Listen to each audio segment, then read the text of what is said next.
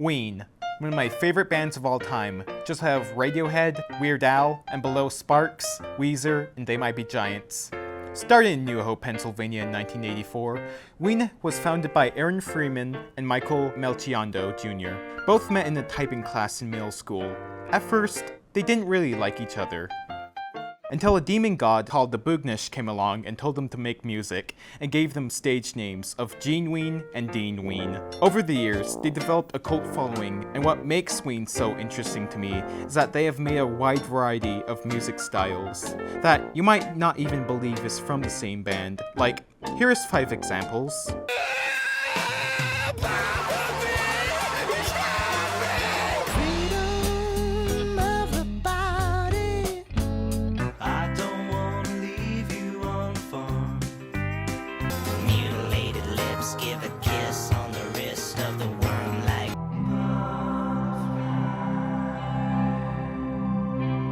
Now, I'll be covering their 9 studio albums, their compilation called Shinola Volume 1, and their Friends EP.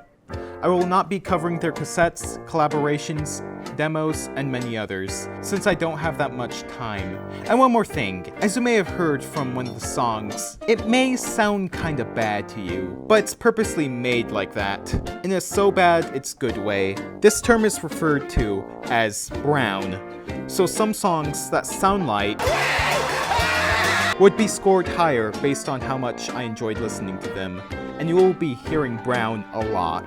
But I'm still going to be a little bit critical to some of the songs. And again, these are just my opinions. With that being said, let's get started. 1990, God, Ween, Satan.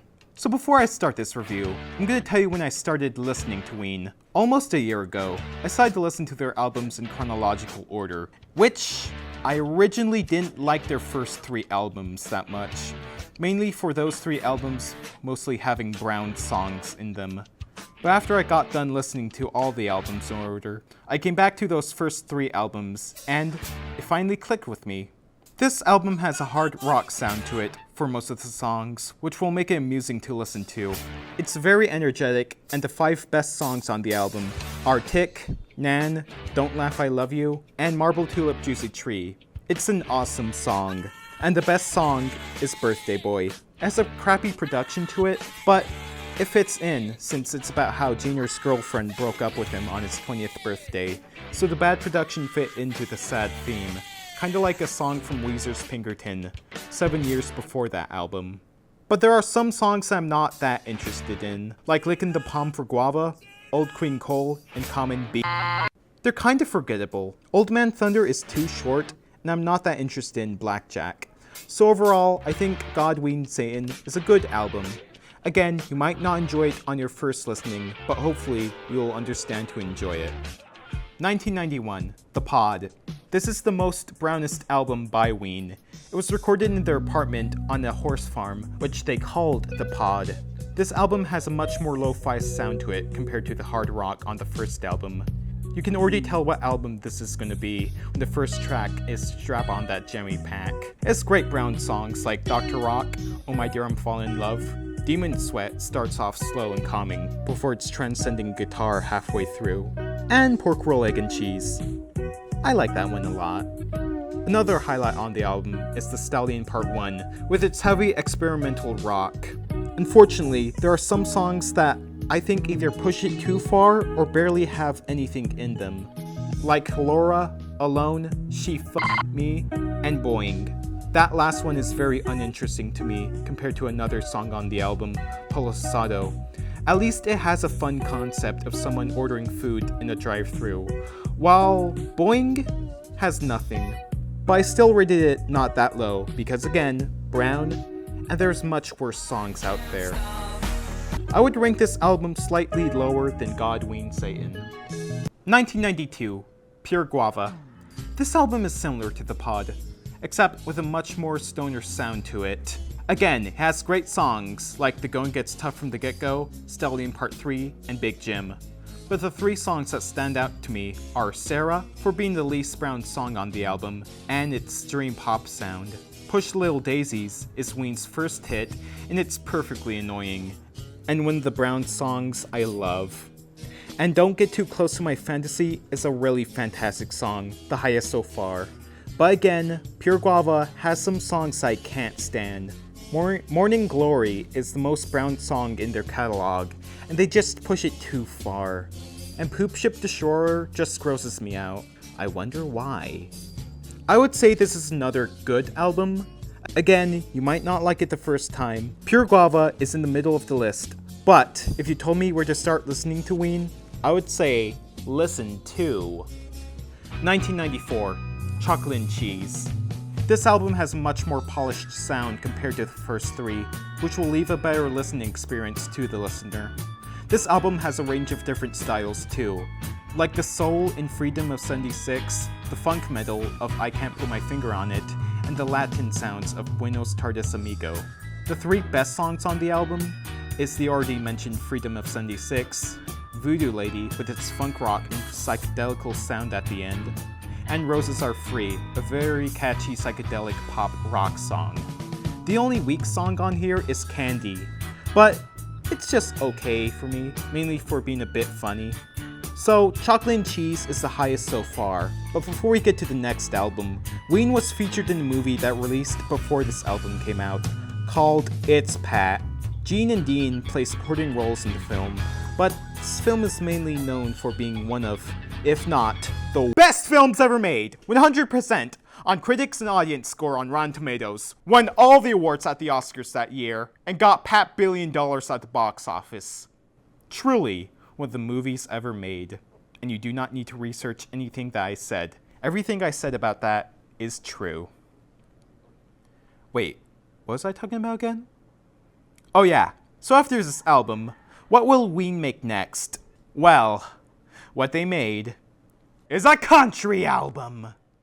1995, 12 Golden Country Greats. Yeah, they made a country album, and a great one at that. There's only 10 songs on here, but the title is referring to the 12 Nashville musicians who worked on it. But some were not amused to this album. It has very great songs like Powder Blue and the catchy Mr. Richard Smoker. But the two best songs on here are Help Me Scrape the Mucus Off My Brain, just for being a fantastic country song, and Piss Up a Rope for being funny and catchy. The two weakest songs on here are Fluffy and Pretty Girl, but they're alright songs. The only thing I don't like about this album is that it's kinda short. There was gonna be 12 songs on the album, but they chose not to include those two songs. Overall, 12 Golden Country Greats is a great album. Above God, Ween, Satan, and below Chocolate and Cheese. 1997, The Mollusk. If you haven't heard of Ween, this is their most popular album, and if you still don't know them, just wait a little bit longer. This is a concept album related to the ocean. This is considered Ween's best album so far. It includes amazing songs like She Wanted to Leave, Waving My Dick in the Wind, and It's Gonna Be Alright. But the best songs on this album are the song Mollusk for its swirling sounds, Mutilated Lips for its psychedelical sounds, Ocean Man, their most popular song, which we'll get to, is a very silly and amazing song. Finally, Buckingham Green is their first S-tier song on this list. It's that good. The only weak songs on here are Cold Blows the Wind and Pink Eye on My Leg, but there are still good songs. The other songs I have not mentioned are great as well. So if you somehow still don't know who this band is, you most likely heard their song Ocean Man, which played at the end of a movie from 2004. But the reason why it was there is for one thing. You see, a marine biologist got the chance to create his own cartoon centered around the ocean. Around the same time, Ween released their album The Mollusk, which is one of the inspirations for this cartoon. Eventually, they asked Ween to write a song about tying shoes for this cartoon. This wasn't the only time Ween wrote a song for a cartoon. They wrote the song The Rainbow for the episode Chef Aid from South Park, which they even performed for their 25th anniversary. Then, the cartoon released in 1999 and became one of the biggest animated shows of all time. The creator of this show is Steven Hillenburg, who is the creator of SpongeBob. Are you crazy? I was just gonna tell you that your fly is down. Manager, this is the greatest day of my life! Ocean man, take me by the hand, lead me The Mollusk is above Chocolate and Cheese and being number 1 so far. 2001, White Pepper. Out of all the albums by Ween, this is their least brown album. Basically, their most normal album to me. This doesn't make the songs stand out more. I would kinda compare it to Weezer's Green album. A bland, safe, alright album. Don't get me wrong, White Pepper is still a great album. The two best songs on here are Bananas and Blow, a very catchy tropical song, and Even If You Don't, a fantastic upbeat song. While the other songs range from great to alright. It's a great album, but just feels generic. It's ahead of 12 Going Country Greats and below Chocolate and Cheese. 2003, Quebec. So if White Pepper was like Weezer's Green album, Quebec is like Weezer's Pinkerton album. The making of this album was rough. Gene was going through a divorce, Dean had some drug issues, and the drummer, Claude, was recovering from a car crash. This led to most of the songs being much darker, and sometimes bringing back the brown noises from the first 3 albums. It has amazing songs like Happy Colored Marbles, Chocolate Town, Zoloft, It's Gonna Be a Long Night, Tried and True, I Don't Want It, and the 3 best songs on here are some of their best in their discography. If You Could Save Yourself, You Save Us All is a near-perfect song based on Junior's divorce. Transdermal Celebration has amazing guitar work, and The Argus is, in my opinion, Ween's best song. Kinda like Demon Sweat. It starts off calm, but eventually rises to a psychedelical sound. The 2 weakest songs on here are Captain and If Jammed, but they're still good songs. So overall, Quebec is Ween's best album, so it deserves to be in the number 1 spot. 2005, Shinola Volume 1. So this album isn't actually a studio album, it's a compilation of mainly unreleased Ween songs. And most of those songs are good, but not the best. The great songs on here are Someday, Did You See Me, and Boys Club. The best song on here is Gabrielle. They went so hard on the guitar for this one. But this is a compilation of mainly unreleased songs, which ranges from the first album, God We Insane, to their recent album at the time, Quebec. Which not all songs fit together into one album, unlike Quebec, which songs were in around the same time. The worst one is Big Fat, which was recorded around the making of the pod. The rest of the songs are just average. Shinola is gonna go above the pod, but below Pure Guava. 2007, The Friends EP. This is an extended play and not a full album, but to be honest, I don't really like this EP. The songs feel a bit overproduced, especially this version of the song's Friends, but it's nothing compared to King Billy. It's just long and boring, and one of Ween's worst songs. I Got to Put the Hammer Down is forgettable, but the last 2 songs aren't that bad. Light Me Up is groovy, and Slow Down Boy is almost a great song.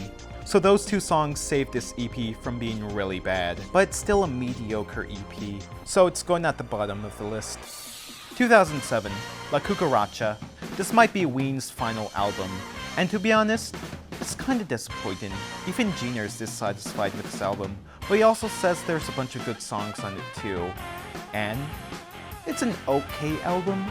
The best songs on here are Woman and Man, Sweetheart in Summer, and Your Party, but they feel like they're missing something, which keeps them away from being amazing. The worst songs on here are The Fruit Man, and especially Spirit Walker. If we didn't include the Friends EP on this review, then this would be the worst Ween song. But at least this album has an alright version of Friends, unlike the EP. So this album is going under the pod, but above the EP. So that's it. Ween has no plans on recording a new album after La Cucaracha, but they are interested in making a Shinola Volume 2. Although that was from January of 2016, it's still not out yet. They announced a breakup in 2012, but then came back in 2015. Then taken an indefinite hiatus since 2024 for mental health reasons. So that's it. Ween is a very interesting band, and I'm so glad I got to review it. Hold on.